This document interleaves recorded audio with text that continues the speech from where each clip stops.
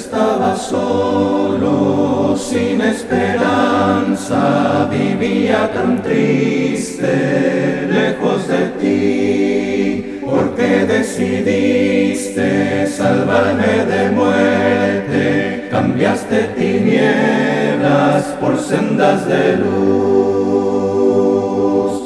Por tu gracia, Señor, alcancé la salvación. Por tu gracia, Señor, limpio soy. Del pecado limpio soy.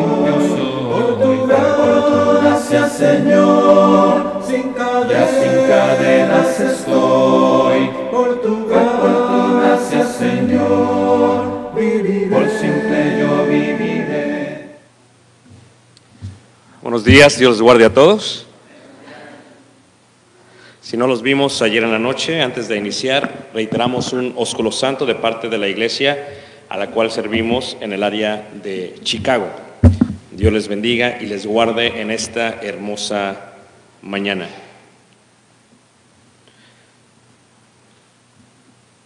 Cuando una persona estudia constantemente, su conocimiento empieza a engrandecerse, de tal manera que lo puedes mirar cuando tal o cual habla alguna palabra.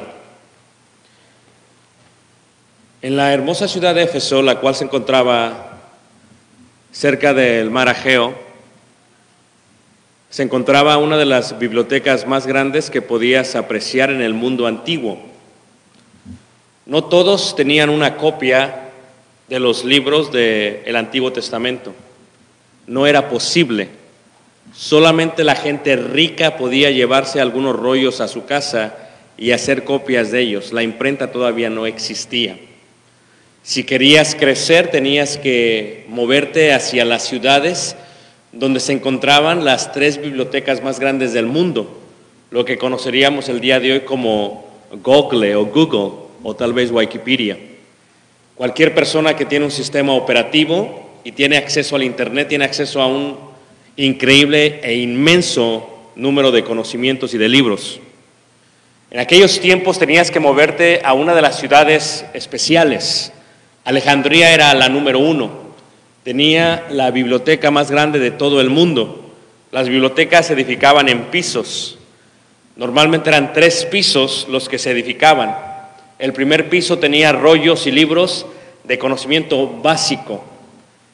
Ya el segundo piso tenía libros y rollos de conocimiento más especial. Y ya el tercero era apreciable. Cualquiera pues que estaba estudiando en el tercero era porque ya se había leído todos los del primero y segundo piso. Y por eso tenía un conocimiento increíble. Éfeso estaba lleno de gente que le gustaba el conocimiento, de gente que le gustaba estudiar. Y por ello mismo en Éfeso encontramos la mayoría de los miembros de la Iglesia de Cristo más preparados en todo el mundo antiguo, especialmente en el primer siglo. No solamente gente que sabía de lo que estaba hablando, sino gente que estaba actualmente en aquel tiempo muy preparada en cuanto a ello. Pero Pablo, cuando escribe la carta a Corintios, dice, hay un problema con el conocimiento, es que el conocimiento envanece, pero el amor edifica. Y parece ser que muchas veces de nada nos sirve tener todo el conocimiento del mundo cuando no sabemos aplicarlo. ¿De qué sirve saber toda la Biblia cuando no sabemos aplicar ni siquiera un versículo de ello? Algo muy similar pasaba en Jerusalén, Jerusalén, el lugar donde estaban los fariseos del mundo antiguo. Este partido político religioso que había nacido en el 2º siglo antes de Cristo y que se había formado espectacularmente en cuanto al conocimiento.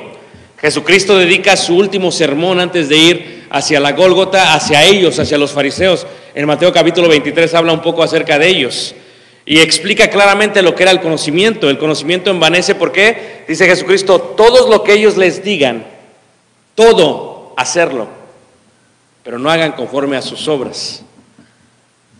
¿Por qué? Porque sabían todo, pero no practicaban nada de lo que sabían.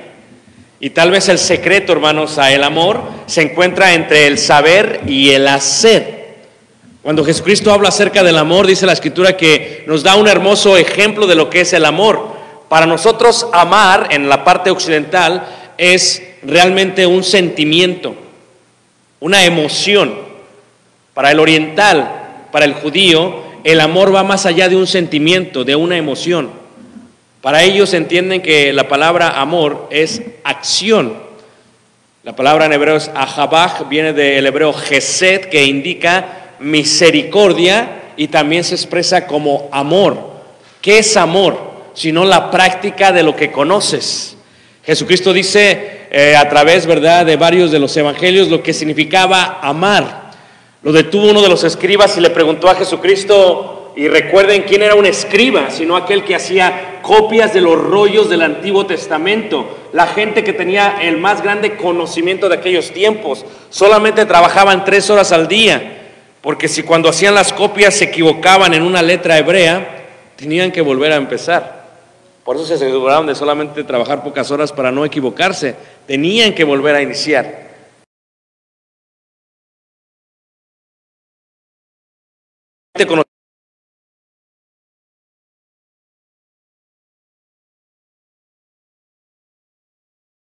Estaban muchos rabinos en aquel tiempo en lo que se le llama el sistema Sócrates. Sócrates es el sistema que utilizaban los rabinos. Esto es, tú me preguntas, yo te pregunto con otra pregunta. Y dice Jesucristo que cuando le dice, ¿cuál es el más grande mandamiento, Señor? Jesucristo le contesta, ¿cómo lo lees tú? O sea, tú lo tienes, tú tienes la ley. ¿Cómo la lees tú? Pero fíjate el enfoque del escriba. El enfoque del escriba está en la eternidad. ¿Qué debo de hacer para heredar la vida eterna? ¿Cuál es el más grande mandamiento? Fíjate que nuestro enfoque muchas veces está en el cielo. Y Jesucristo nos regresa siempre a la tierra. Y dice ¿cómo lo lees tú? Y él contesta claramente, amarás a Dios con todo tu corazón, con todas tus fuerzas y con toda tu mente, con toda tu alma. Contesta correctamente el escriba. Y el segundo más grande mandamiento es amarás a tu prójimo como ¿qué? Como a ti mismo. Contesta muy bien, sabía lo que estaba haciendo. Pero el pensamiento de Dios, de Jesús, no es enfocarnos en el cielo, sino enfocarnos en la tierra. A veces pensamos mucho más allá de lo que tenemos que pensar, nos olvidamos de lo que estamos haciendo el día de hoy. ¿Cuál era el conocimiento de los efesios, de la gente de Éfeso? Era un conocimiento muy vasto. ¿Cómo estaban las iglesias colocadas? Ayer veíamos lo que era Anatolia, Asia Menor, lo que significaba de donde nace el sol. Y aquí se muestra más o menos cómo están las 7 iglesias más importantes de lo que era el primer siglo. Y estamos precisamente aquí en Éfeso. Un lugar muy importante, 150,000 habitantes veíamos el día de ayer. Salcuc, que es como se dice el día de hoy la ciudad, inició una sinagoga al parecer. ¿Sabes tú que en las sinagogas no pueden iniciar una oración a menos que haya 12 varones presentes en el servicio? ¿Cómo sería eso en la iglesia del Señor el día de hoy, no? Porque llegamos a veces tarde. Ellos tienen que iniciar solamente cuando hay 12 varones presentes en el servicio. En Éfeso, capítulo 19, versículo 1 al 7, relata más o menos cómo inicia todo este principio de la iglesia primitiva, específicamente una sinagoga. Se requería por lo menos 11 personas para formar una sinagoga. 12 eran, al parecer, parte de los seguidores de Cristo, habiéndose ya bautizados, dice la Escritura, según el bautismo de Juan el Bautista. Pero no era suficiente, porque no habían sido bautizados con el Espíritu Santo. Pablo llega, les explica y los bautiza correctamente y les enseña todo. La iglesia empieza a crecer cuando se establece en la casa de un hombre tirano y todos empiezan a prepararse. Mucho conocimiento, mucha Biblia, mucho Nuevo Testamento y sobre todo mucho Antiguo Testamento. Tenían que saber lo que estaban hablando. Y entonces la iglesia empieza a crecer por todos lados. Éfeso, podríamos decir que fue la raíz de donde creció el evangelio, la iglesia donde pasaron varias congregaciones en todas partes de Asia Menor. La escuela de Tirano vino a ser no solamente un hermoso lugar de aprendizaje, pero vino a ser donde la iglesia y estos varones se empezaron a llenar de mucho conocimiento. Eran sobredosis de conocimiento. Dice la Escritura que duró aproximadamente 2 años el apóstol Pablo enseñando en ese lugar. Y dice la Escritura también que fortaleció por mucho el evangelio y se expandió por toda Asia Menor. Así que las iglesias eran fuertes gracias al conocimiento que Pablo había compartido con todos y cada uno de ellos. ¿Y cómo era la iglesia de Cristo en Éfeso? Imagínense ustedes, hermanos, si tuvieran la oportunidad de contratar a Pablo y contratarlo por 3 años. y tenerlo por 3 años en su congregación. Y que pudiera predicar todos los días. Dice la Escritura que cuando Pablo se despide de ellos de Mileto, dice que no rehusó darles todo. ¿El consejo de quién? O sea, ellos tenían todo. El consejo de Dios, de uno de los mejores predicadores del mundo antiguo, de Pablo. Tenían un gobierno espiritual, tenían una misión, ¿verdad?, evangelística. Tenían un apóstol como maestro. Pablo les había enseñado todo. La iglesia disfrutaba de enseñanzas de prosperidad espiritual. Cuando Pablo se va, deja a uno de los mejores predicadores, deja a Timoteo en su lugar. Pero claro, Timoteo nunca va a estar al nivel de Pablo, ¿verdad? Timoteo primero era birracial, era una persona que había nacido de un griego y de una judía, era una persona que no lo aceptaron en la sinagoga cuando era pequeño, por eso no estaba circuncidado. Era un joven que realmente hasta cuando fue grande y recibió el evangelio empezó a ser parte de lo que era la iglesia de Cristo, pero antes de ello, hermanos, fue rechazado por sus propios tíos y primos y todos los judíos que eran parte de su madre, porque su madre se había casado con una persona que no era judía, pero ahí lo había dejado. Y como vemos nosotros en la Escritura, en la primera carta de Timoteo, en el capítulo 1, nos damos cuenta de el nivel de conocimiento que tenían todas estas personas, pero también vemos que el conocimiento envanece y vemos cómo había ya una escasez de amor. Dice primera carta de Timoteo capítulo 1 versículo 3 y 4, dice: como te rogué que te quedases en Éfeso cuando fui a Macedonia, para que mandase a algunos que no enseñasen diferente doctrina, ni presten atención a fábulas y genealogías interminables que acarrean disputas más bien que edificación de Dios, que es por fe, así te encargo ahora. O sea, ya podíamos ver en este caso en Timoteo y en Éfeso una escasez, mucho conocimiento, poco amor, mucho conocimiento, poca práctica. Las disputas tenían que ver con las genealogías. La iglesia en su mayoría era judía, pero había también muchos gentiles entre ellos y estaban muy bien preparados. No eran indoctos, eran doctos, como doctores de la ley, para que me entiendas. Era gente que sabía la Biblia de pies a cabeza, que te podía decir dónde estaba un versículo y dónde estaba una cita, y te podía decir lo que esto significaba, y te podía decir lo que los rabinos decían en cuanto a sus comentarios de esos versículos.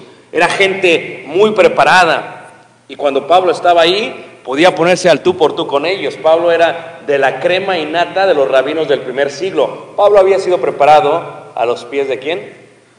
De Gamaliel.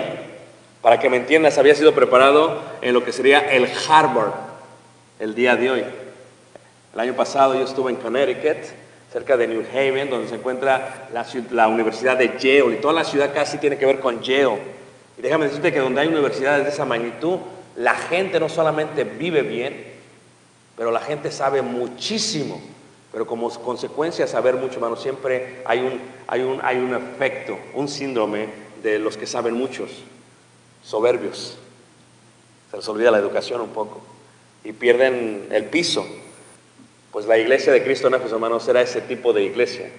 Sabían muchísimo, pero también habían perdido la esencia de lo que era el amor. Eran doctores de la ley, luego dice la Escritura en otras partes, sabían demasiado.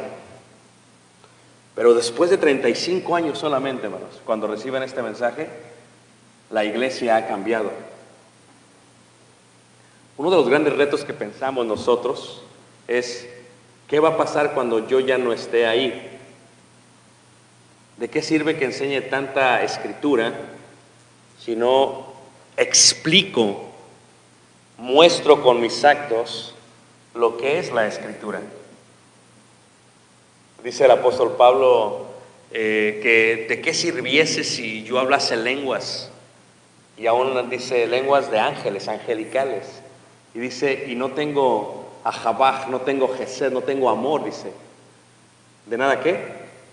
Y luego dice interesantemente, dice, vengo a ser como metal que resuena, como si aquí enfrente tuviéramos un comal o un sartén y le estuviéramos golpeando duramente. Y luego dice el apóstol Pablo de una manera muy especial, dice, ¿y de qué sirviese que yo entendiese toda la ciencia?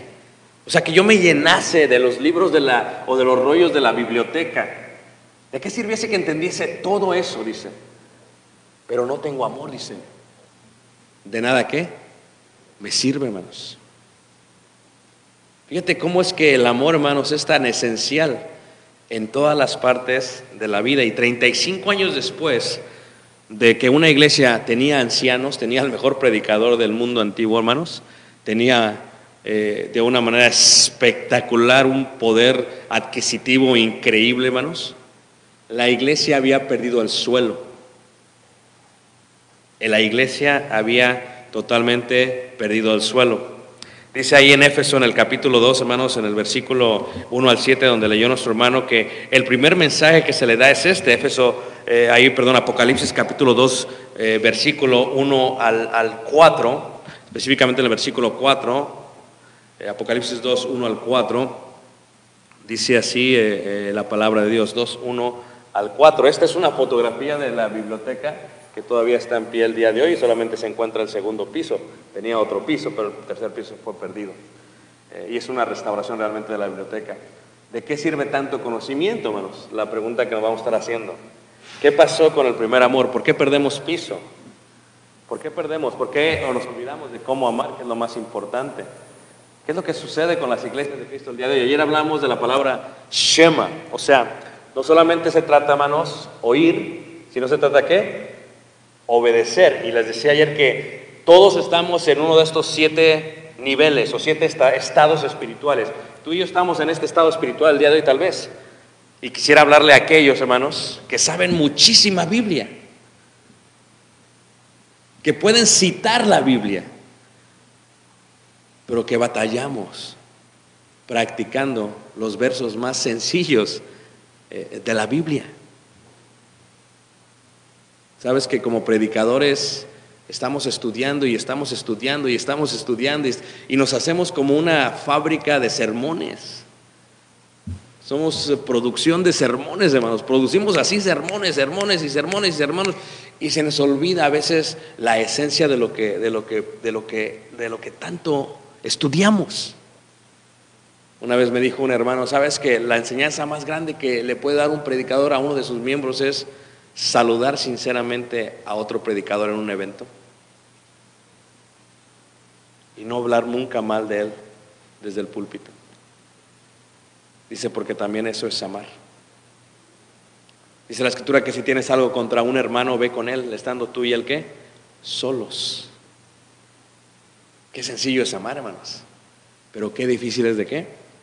De practicar. ¿Cómo era la iglesia en Éfeso? ¿Por qué perdieron piso? ¿Qué fue lo que pasó en esta situación? Dice ahí Apocalipsis capítulo 2. Me voy a enfocar primero, hermanos, en el versículo 2, hermanos. Apocalipsis 2, verso 2. Dice así: yo conozco tus obras y tu arduo trabajo, dice la Escritura ahí.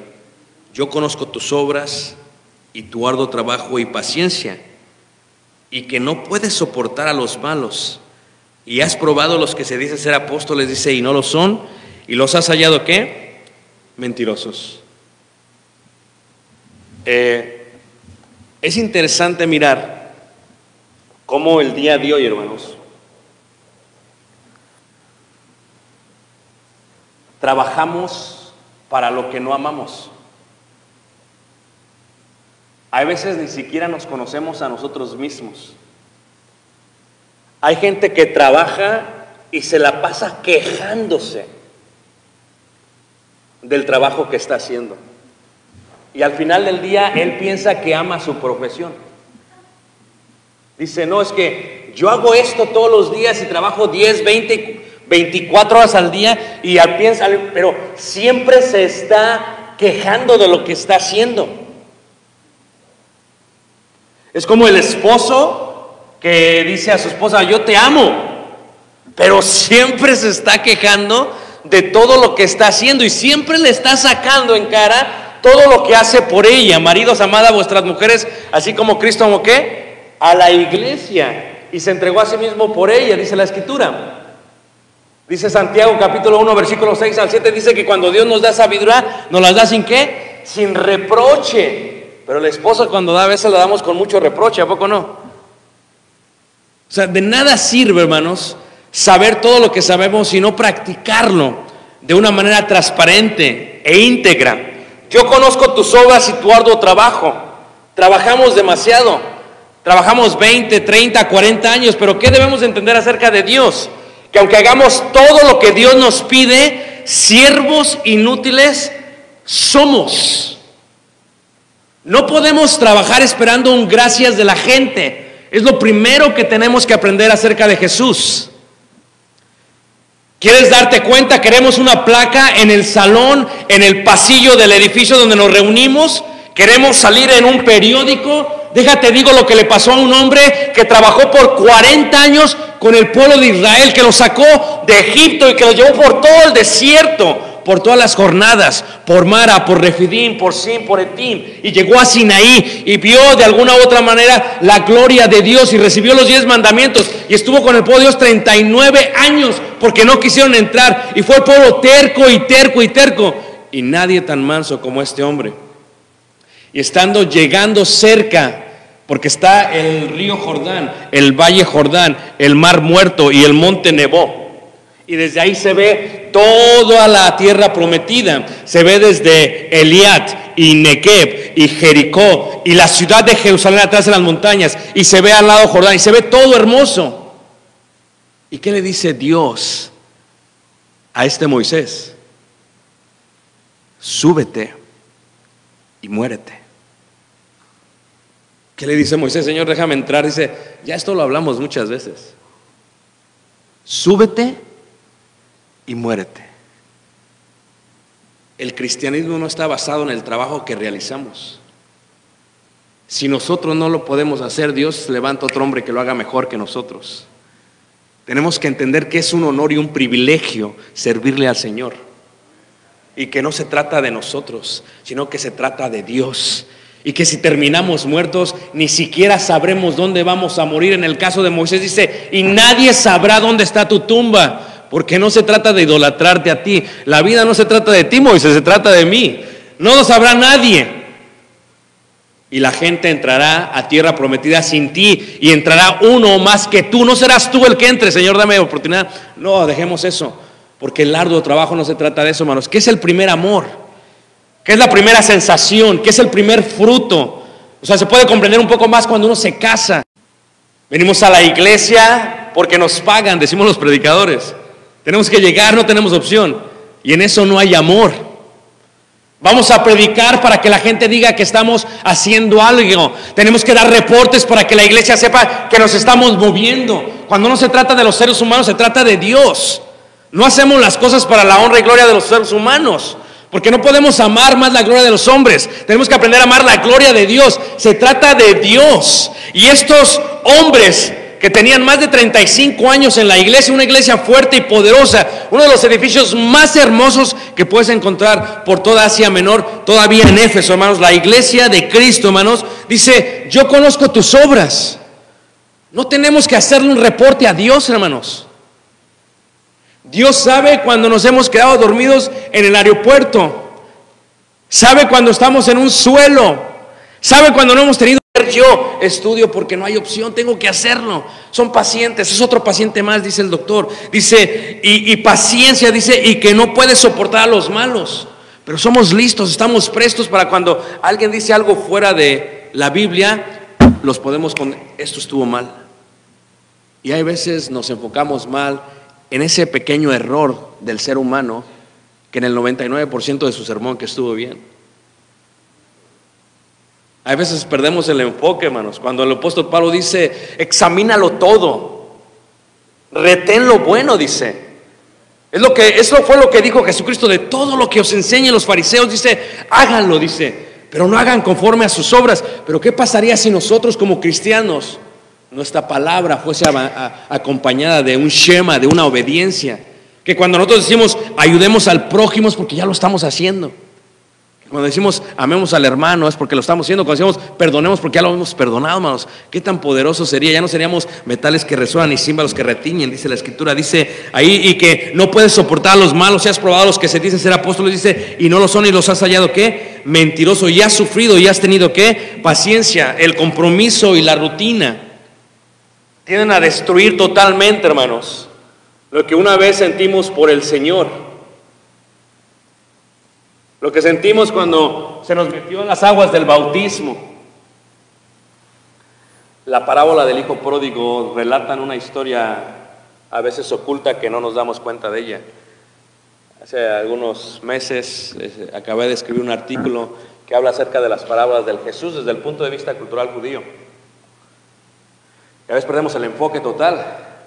Hablaba de esto con los hermanos en Ciudad de México hace unos meses y les decía, las parábolas de Jesús,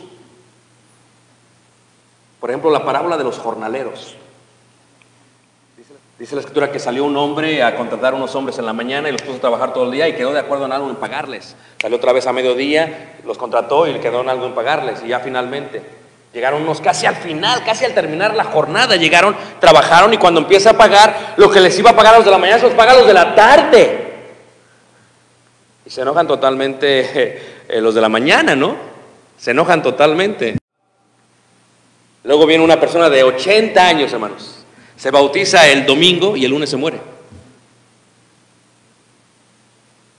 Y el de 90 dice, espérame, esto no es justo.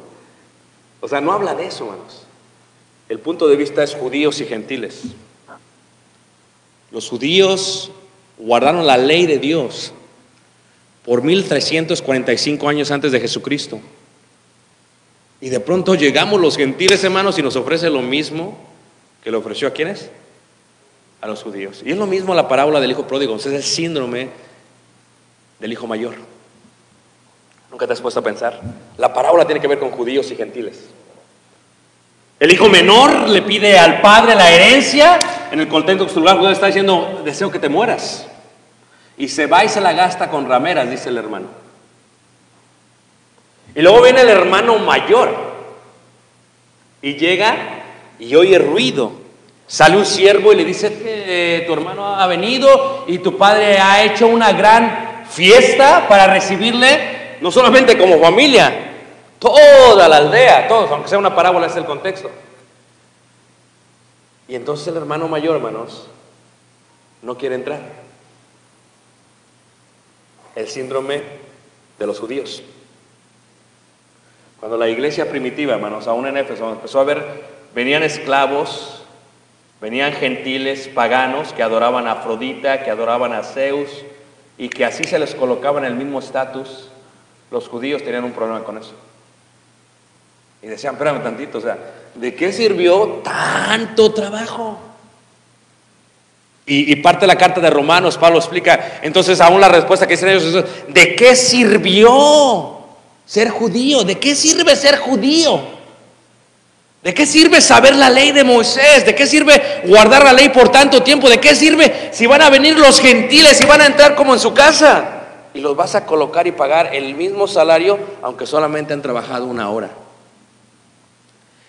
Pero esa es la pérdida del primer amor, hermanos. El síndrome del hermano mayor. Está el hermano mayor afuera de la casa del padre y sale el papá y le dice, hijo, pasa. Y él está enojado. Ahora, en todas las familias hay favoritos, hermanos. Levanten la mano, ¿quién piensa que en todas las familias hay favoritos, hermanos? ¿Yo soy el único que piensa eso, hermanos? Bueno, entonces es que estoy hablando con todos los favoritos, ¿eh?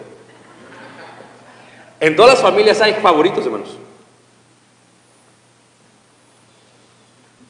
El hermano mayor hacía todo lo que su padre decía y nunca disfrutó de su padre ni de lo que tenía de su padre. Oye, qué triste ser miembro de la iglesia y nunca disfrutar de la iglesia.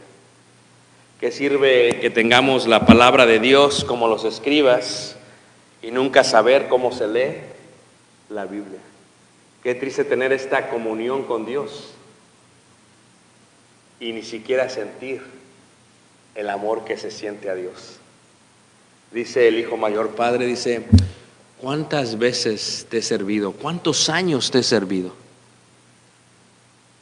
Y tú no me has dado ni siquiera un cabrito.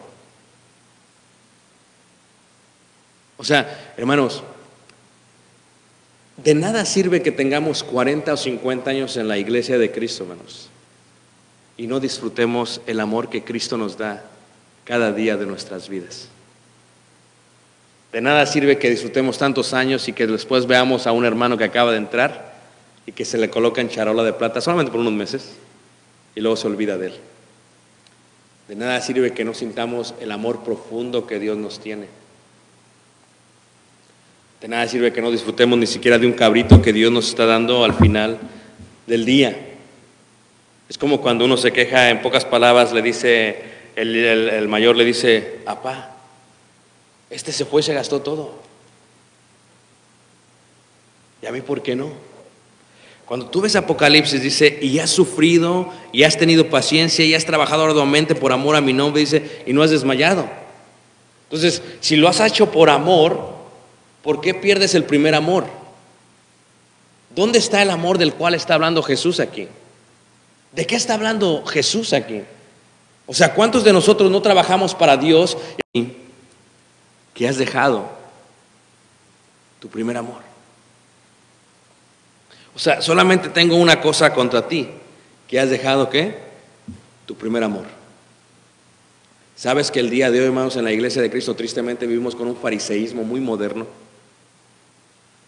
Y la iglesia se sorprende cuando decimos fariseos porque nos asustamos. Pero es una realidad, hermanos.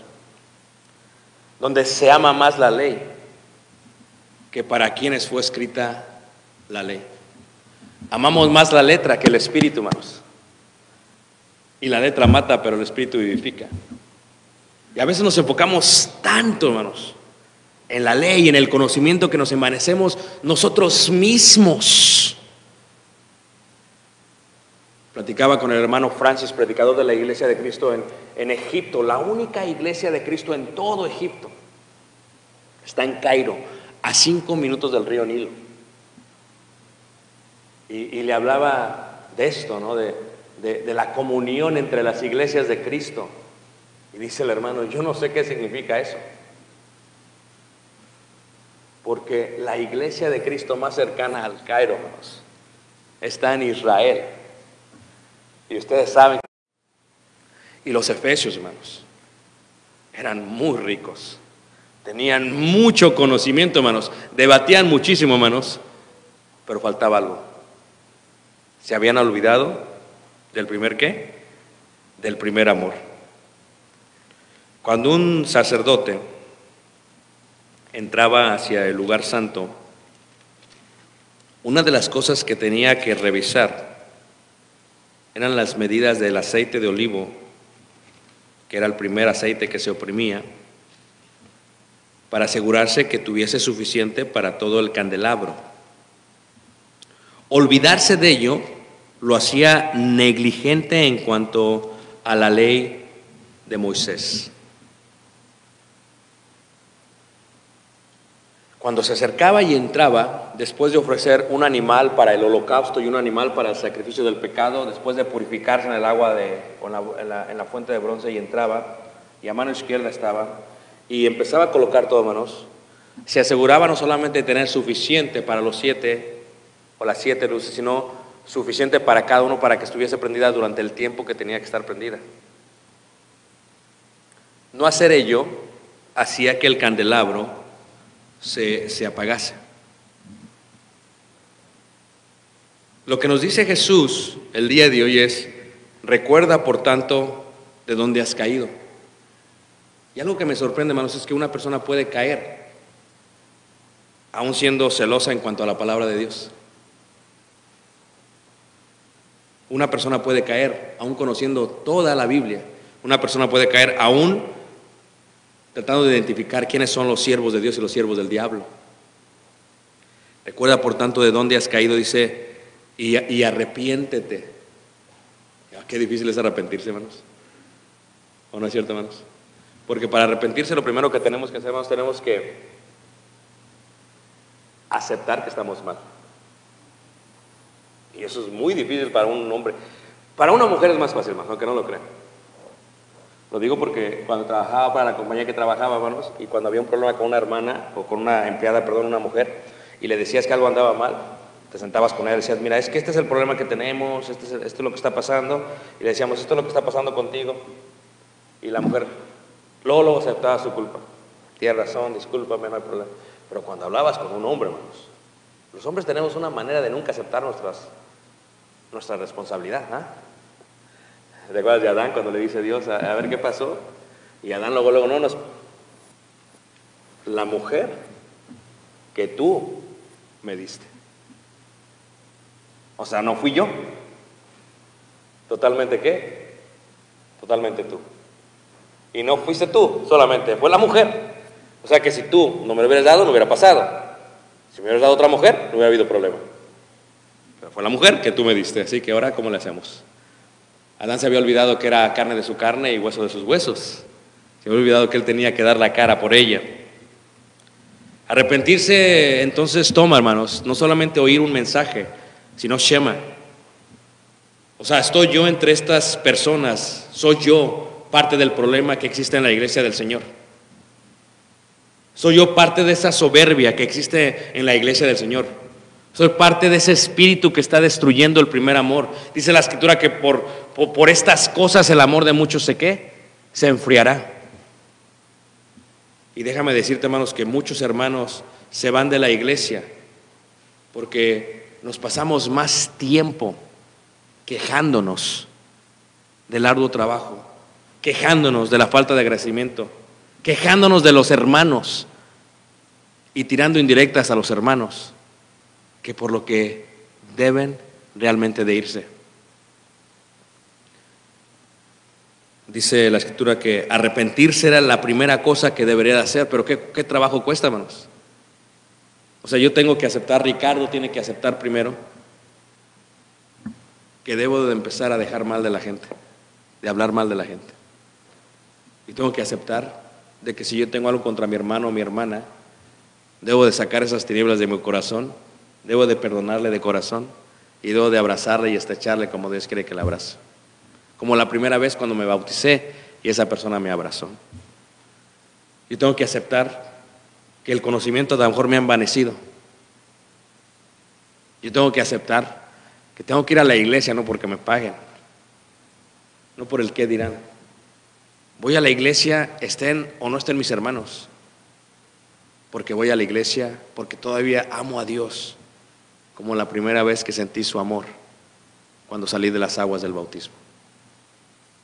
Arrepentirse cuesta trabajo, vamos, porque requiere obedecer, requiere hacer algo al respecto, requiere cambiar, requiere dejar de esperar un diploma en el pasillo, requiere dejar de esperar un trofeo al final del camino, recordando que ni aún Moisés, quien hizo mucho más que lo que nosotros podremos hacer en nuestra vida, hizo o irá, hagamos, hermanos.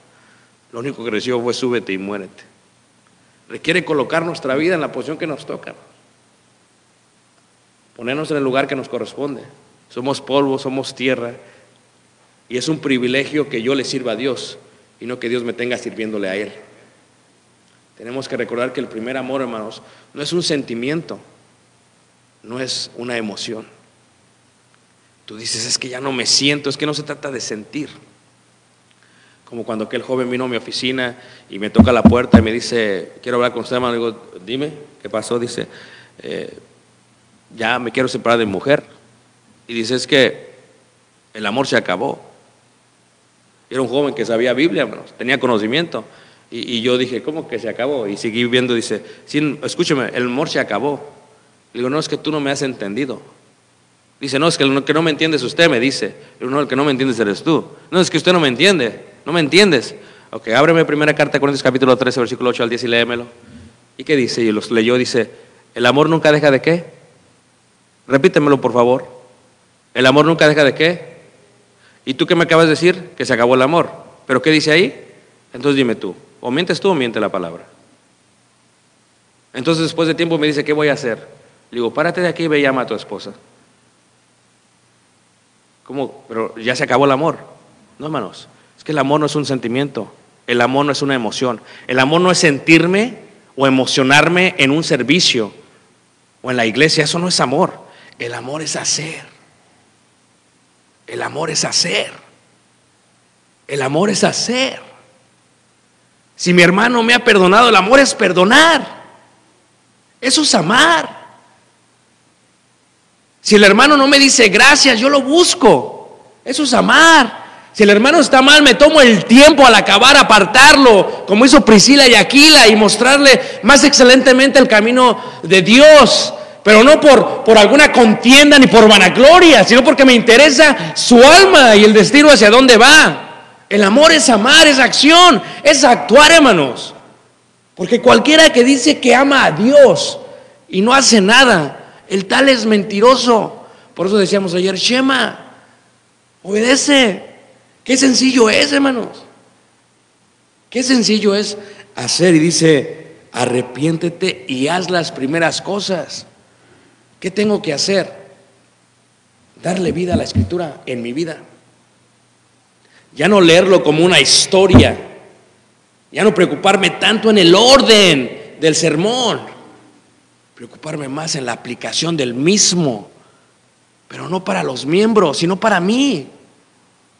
Tengo que empezar a vivir lo que predico, pero no por mi vanagloria, sino por la glorificación de Dios, para que Cristo se magnifique en nuestras vidas, sabiendo que somos débiles ante su presencia. Dice, y haz las primeras obras, dice, pues si no vendré pronto a ti, dice, y quitaré. Pero fíjate que no solamente habla del aceite, habla de todo, hermanos. Dice, quitaré, dice, el candelero ¿de qué? De su lugar. ¿Sabes cuántas iglesias de Cristo ya no tienen el candelero? Pero todavía tienen el rótulo. Si Dios es el único que da el crecimiento, ¿por qué desaparecen las iglesias? No podríamos culpar al perfecto, tendríamos que culparnos a nosotros mismos. Si Dios da el crecimiento, ¿qué es lo que no hemos hecho para seguir creciendo? Dice, pues si no vendré pronto a ti y quitaré tu candelero de su lugar, si no te hubieras ¿qué? Arrepentido. ¿Qué pasaría si no hubiera iglesias de Cristo en Los Ángeles, hermanos? Sería un Irán en el mundo actual. ¿Qué pasaría si no hubiera iglesias de Cristo en Los Ángeles? Sería un Corea del Norte el día de hoy. ¿Por qué desaparecieron las iglesias, hermanos? Porque nunca se arrepintieron los efesios. Porque se levantaron del asiento diciendo, que siga hablando el hermano, yo estoy bien. Porque nunca, hermanos, examinaron y retuvieron lo bueno del mensaje. Y no era un ser humano el que les hablaba, era Jesús. En palabras de di al ángel de la iglesia en Éfeso. Pero tienes esto, que aborreces las obras de los nicolaitas, las cuales yo también aborrezco. Dice, el que tiene oído, oiga otra vez, Shema. O sea, ¿qué vamos a hacer después de este mensaje? ¿Qué voy a hacer después de este mensaje? ¿Qué voy a hacer? El que tiene oído, oiga lo que el Espíritu dice a la iglesia. Dice, al que venciere, le daré a comer del árbol de ¿qué? A ver, les hago una pregunta, hermanos. Levanten la mano, ¿quién le gustaría comer del árbol de la vida? Honestamente. El que tiene oídos, oiga. Porque, ¿cómo leen ustedes la ley? Le dijo Jesús al escriba. En la mente del escriba es, ¿qué haré para heredar la vida eterna? Nos enfocamos tanto en el cielo, hermanos, cuando nos olvidamos del presente. Nos olvidamos de hoy. Y nos olvidamos de que la ley, el Nuevo Testamento, fue escrito, hermanos, para darle bendición al pueblo de Dios. Para eso fue escrito el Nuevo Testamento, hermanos. ¿Cómo lees tú? Y la pregunta sería a ustedes, ¿cómo lo leen ustedes, hermanos? ¿De qué me sirve un cielo sin ustedes? ¿De qué me sirve un cielo sin mis hermanos? Aquellos que trabajamos para el ministerio, escuchen mis palabras por un segundo. ¿De qué sirve trabajar tanto en la iglesia, hermanos? Para llegar solos al cielo. ¿No sería incongruente e ilógico e irónico? ¿De qué sirve tanto trabajo, hermanos, si va a estar el arca vacía? Como que algo no estamos haciendo bien. El cielo sin ustedes no es cielo, hermanos. El cielo sin la iglesia a la cual yo sirvo en él no es cielo. Porque tenemos que entender que el cielo con la iglesia es verdaderamente cielo. Y no se trata de allá, se trata de ahora. ¿Cómo lees tú? Te daré, dice, al que venciere le voy a dar de comer del árbol de la vida, dice, y que camine en el paraíso. ¡Wow! Hermoso, ¿no lo creen? Pero para eso hay que shema, hay que obedecer el llamado. Para eso hay que arrepentirse y no olvidar el primer amor. Los dejo con estas preguntas. ¿Sientes lo mismo cuando vienes a la iglesia? Cuando haces la voluntad de Dios, ¿todavía lo haces por las razones correctas? Les hago otra pregunta, hermanos. ¿Sientes más oscuridad en tu corazón o luz? O mejor dicho, ¿sientes que estás bien con toda la iglesia o todavía sientes aborrecimiento con algunos de ellos? Porque el que no ha pasado o el que aborrece todavía a su hermano, dice la Escritura que permanece en tinieblas. Entonces el primer amor, hermano, se puede, déjame decirte algo más. Lo increíble es que se puede ser celoso de la palabra de Dios sin perder el primer amor. Se puede. Se puede. Pero para eso hay que arrepentirse. Porque la iglesia de Cristo en Éfeso, hermanos, era bella, hermosa. Después de 35 años, hermanos, perdieron solo y perdieron su primer amor. Y ahora la exhortación de Jesús es: arrepiéntete. Ya es lo que te digo. Mi invitación para nosotros, especialmente por mí, empezando conmigo, es que cuando haga las cosas, hermanos, no las haga para esperar algo a cambio, sino que las haga para que la gloria de Dios sea puesta en toda la gente que todavía no lo conoce. Y si nosotros tenemos el enfoque correcto, vamos, créanlo, vamos a vivir una vida excepcional.